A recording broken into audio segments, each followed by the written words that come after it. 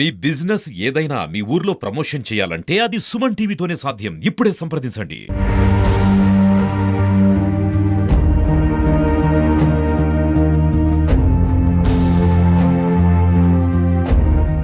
Super star రజనీకాంత్కు అస్వస్థతతో నిన్న అర్ధరాత్రి Apollo ఆసుపత్రికి తరలించారు. తీవ్ర కడుపు నొప్పితో బాధపడుతున్నటువంటి రజనీకాంత్ను ప్రస్తుతం క్యాత్ ల్యాబ్లో పలు పరీక్షలు చేస్తున్నట్టు తెలుస్తుంది. అయితే ఇవాళ మధ్యాహ్నానికి ఒక హెల్త్ బులెటిన్ విడుదలయ్యేటువంటి అవకాశం ఉంది. అయితే గతంలో కూడా మనం చూసాం, 2 సార్లు రజనీకాంత్కు తీవ్ర అనారోగ్య కారణంగా అపోలో హాస్పిటల్కి తరలించారు.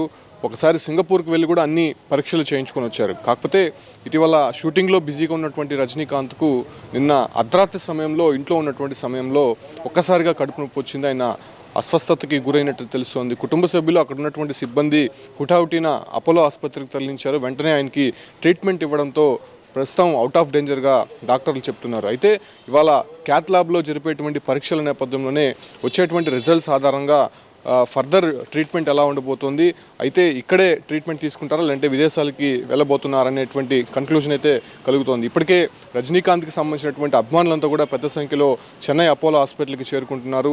అసలు ఏం జరిగింది, ఖచ్చితంగా తన తలైవా ఎలా ఉన్నాడు, హెల్త్ బులెటిన్ విడుదల చేయాలని చెప్పి కూడా వాళ్ళు డిమాండ్ వినిపిస్తున్నారు. అయితే రజనీకాంత్కి సంబంధించినటువంటి వేటయాన్ సినిమా ఇవాళ ఈ నెల 10వ తారీఖున రిలీజ్ కాబోతుంది. భారీ బడ్జెట్ సినిమా కాబోతోంది.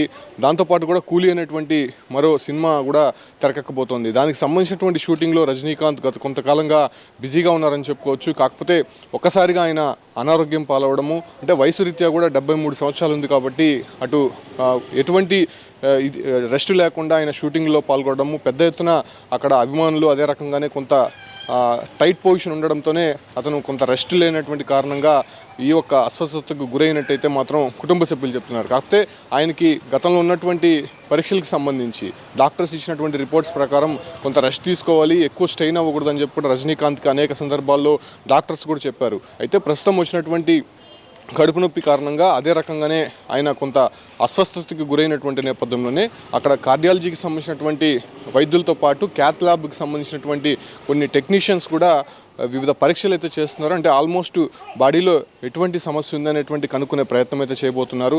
అయితే సూపర్ స్టార్ రజనీకాంత్కి ఒక్కసారిగా ఆరోగ్యం బాగలేదు, అపోలో హాస్పిటల్లో చేర్చారనేటువంటి వార్త బయటికి రాగానే పెద్ద సంఖ్యలో ఆయన అభిమానులంతా కూడా అపోలో హాస్పిటల్కి చేరుకొని ఖచ్చితంగా ఒక డిమాండ్ అయితే వినిపిస్తున్నారు.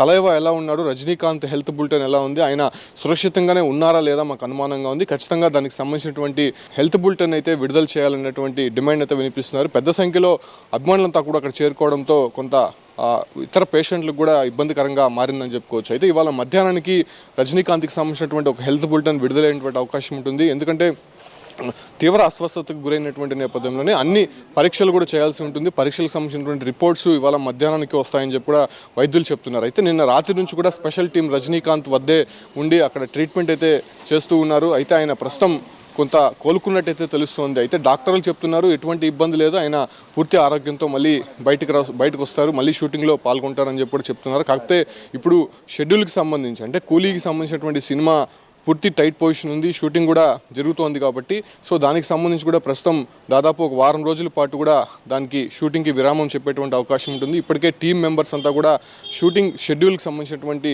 షార్ట్స్ రెడీ చేసుకున్న తర్వాత ఒక్కసారిగా రజనీకాంత్కి ఇలా అనారోగ్యం కారణంగా అపోలో హాస్పిటల్లో చేరడంతో కొంత వాళ్ళంతా కూడా నిరాశ అయినటువంటి పరిస్థితి. అయితే ప్రస్తుతం స్టేబుల్గానే ఆయన ఆరోగ్యం ఉందంటే తెలుస్తుంది. కాకపోతే ఇవాళ మధ్యాహ్నానికి ఒక కన్క్లూజన్కి వచ్చేటువంటి అవకాశం స్పష్టంగా కనిపిస్తోంది.